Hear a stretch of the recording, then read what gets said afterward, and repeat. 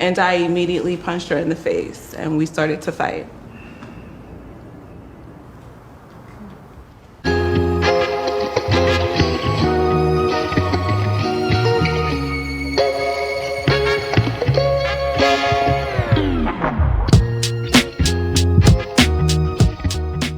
You know when you're on a night out, yeah? Yeah.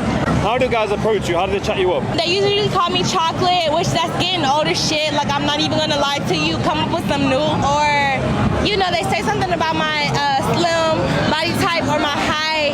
It's the same thing, I'm not gonna lie. Well, what would you like then? What would you prefer? You know, say something different. Say something like, I hear ring. about my... That's cute. All shiny and shit. I hate glistening. Yeah? Thank you. Really nice teeth on that, come on. Yeah. Will that work? Does that work? Yeah. Will that that's get me a a little good better. books? Yeah, that's a little better. I ain't gonna lie. I will give you my number right now. You look edible. You want my number? Huh? You want my number? Are we gonna go somewhere? We're gonna do something. Just wait until you get a little bit older and they stop approaching you. You'll be happy to hear those same old compliments then. She wanted something different but couldn't come up what that different thing would be. They don't know you, ma'am. I don't know that the next man said something about your height or your slim figure. Just take the compliment. So everybody that knows Wayne and I knows that his mama hates me. From the very beginning, she's been trying to break us up. And when I bring that up to Wayne, he acts like he doesn't know what I'm talking about. So one day, Wayne's mama comes to our house. She walks in the house, she's yelling, "Where's my grandson? I got a toy for my grandson. Where's my grandson?" And I immediately stop her because my other son is also home. And I noticed that she only had one toy. And she said, "That's your son. That's not my son's kid." And I immediately punched her in the face, and we started to fight. There's a lot to unpack there, and we will. Thank you so much for sharing. Wait, what just happened? That's an example and a reason, ladies, of why men do not want to come and deal with you if you already have somebody else's child. Yet another standard he has to uphold, and his mama got punched in the face. Not my mama. This video was sponsored by me. That's who put this thing together. I'm the man up in this piece. We're a small channel. Be a part of the 1K club. Go and hit subscribe and hit that notification bell. Let's get back into it. He said if I score on him, I can go through his phone. Someone tell him that's goaltending.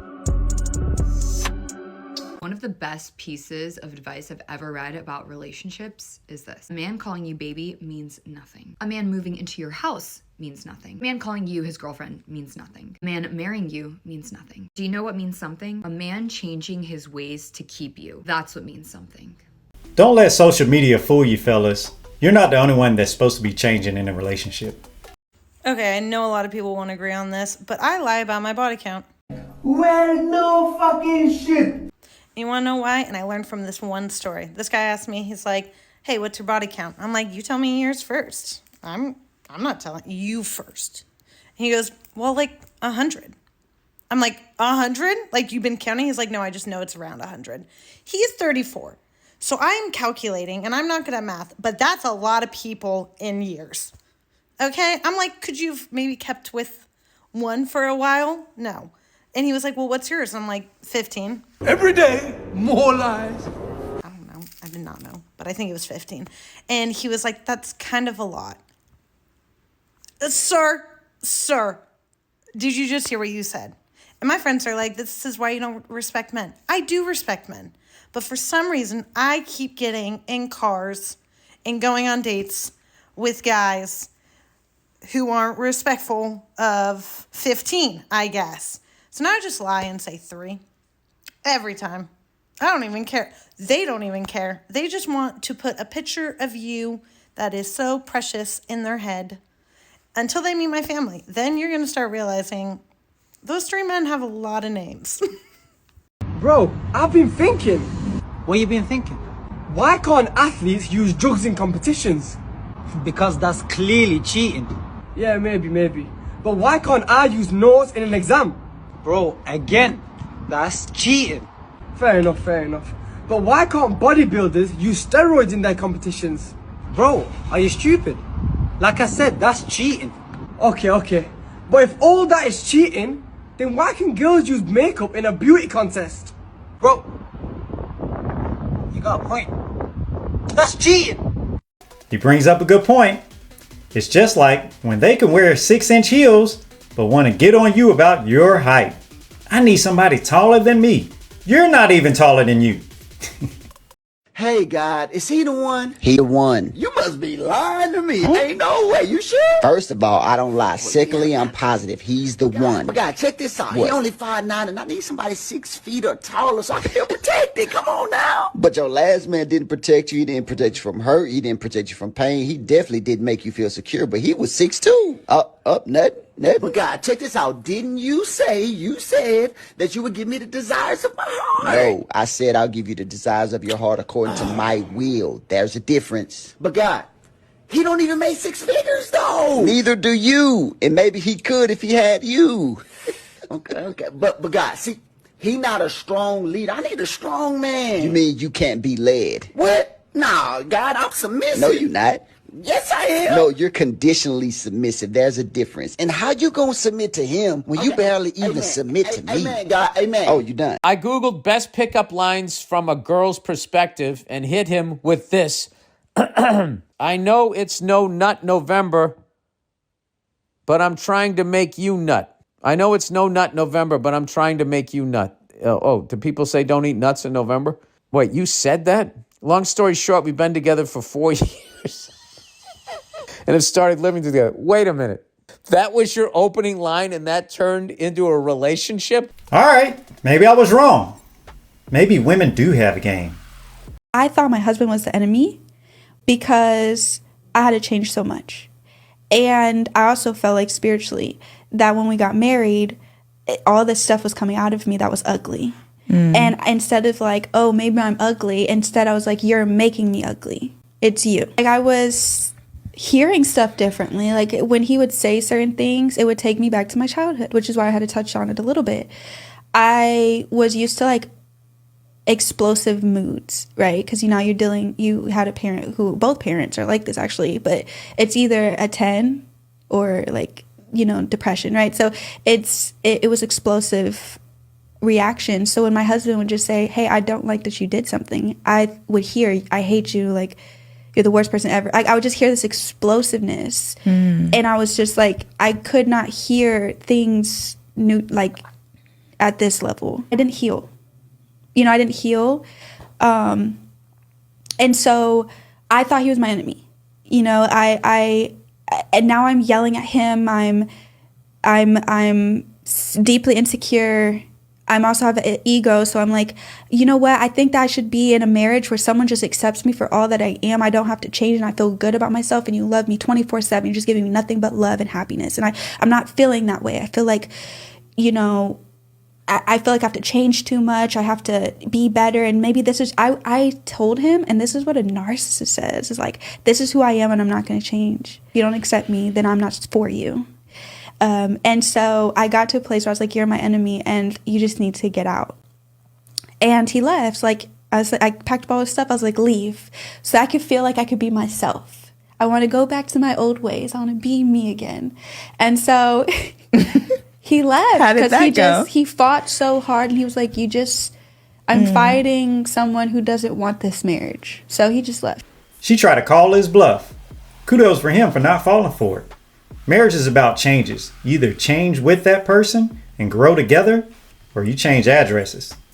What are the things that make a man masculine, honorable, worthy of respect?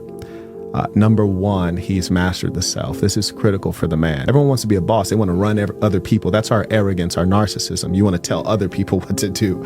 You can't even tell yourself what to do. You can't get yourself to wake up on time. You can't get yourself to be disciplined and focused. You're not a boss. You're a peon, but you don't know it because you're lying to yourself. And you have these delusions of grandeur. So we males have to first have self-mastery. Why? You're bigger than a woman. You're in your home and it's private and no one else is there and you get angry. You could do the most horrible things. You have to have the control not to do the most horrible things because there's no one there to stop you. Number 2, you have to be willing to sacrifice. Yes, you have to be willing to earn and happy to earn. I'm not saying you have to earn well, but you have to be willing and happy to earn. If you are texting with the person that you're dating and this happens, I want you to stop immediately. If you guys are chatting and you might start to see this person is kind of getting down to the one-word answers, or you start to see that the conversation is dissipating and they just react to a message, they heart it, they thumb it up, they do something, you fucking leave it. This is not your invitation to keep the conversation going. And this isn't a place for anxiety to go, okay, say something that just to keep them on. That is them setting a boundary that they are done with the conversation. When someone just hearts a message and leaves it and they don't respond after it, do not try to double text, triple text, and get them to get back into it. Instead, just leave it. That is their ending place for the conversation. Respect it. And when they want to pick back up on the conversation, let them contact you, unless you have something to say in the interim that is worth putting for the second text. But if it stems from anxiety, then it's fucking not. Just leave it and sit in the discomfort. What I'm about to say is probably going to sound real controversial, but it is what it is. From now on, especially living here in Atlanta, when I go out and I meet men and they approach me or I approach them, I'm going to ask them, are they bi, straight, or gay? And the reason why is because I'm just seeing way too many posts where there are bisexual men saying that they don't think that they should have to tell us that they're bisexual off top. Tell us, and when I say us, I mean women that prefer heterosexual men. Like, if you feel like you shouldn't tell me off top because that's your private life and you're going to live it how you want, but you're trying to integrate your private life into my private life. You're trying to integrate with me. So if you want to integrate with me and be into my life, I need to know what I'm dealing with. And if I prefer not to deal with that, that's my choice. And I have the right to do that. And I'm tired of everybody trying to make us feel bad for wanting a heterosexual man. Like, if I want a man who don't sleep with other men, there's nothing wrong with that. Just like, you know, you want to date both men and women, there is nothing wrong with that. Do that. But just know some of us women don't want to date a man who wants both. And there is nothing wrong with that. It's called a preference. Just like you having a preference, we have a preference. We don't want to go out. We don't want to date. We don't want to waste your time. And we don't want you to waste our time. It's just, I don't care if you take me out 5, 6, 7 times and I like you. The minute I find out you're bisexual, I'm not interested. So now you've wasted time and I have too. We wasted all this time talking and doing all this stuff, getting to know each other, when we could have just known from the jump, we're not going to work. But instead, it's like y'all feel like it's comfortable to manipulate us into having some type of emotion and going out. And then when we don't want to deal with that, now we're the bad guy because that's not what we want. Like, come on. That don't make no sense whatsoever. And I'm not trying to say that you got to walk around here with I am bi written on your shirt. But at the same time, when you know you're dealing with a woman who has never dated a bi man, I feel like that's something you should tell her before y'all go out on a date. Sorry. I want to know before I go out. Because if I find out after we go out, I'm going to be more upset about that. Because, baby, I didn't want to go with a bi man. Sorry. I just don't. Is this something that men can be up in arms about? Like when women get upset that a man asks, well, what do you bring to the table? I'm just asking. I'm completely on board with you asking and getting a background check on what's been going on in the past. Fellas, just know you might want to go ahead and ask what she's been up to as well and go and get that body count while you're at it. That's all I got, guys. I appreciate you for tuning in. We'll catch you on the next one.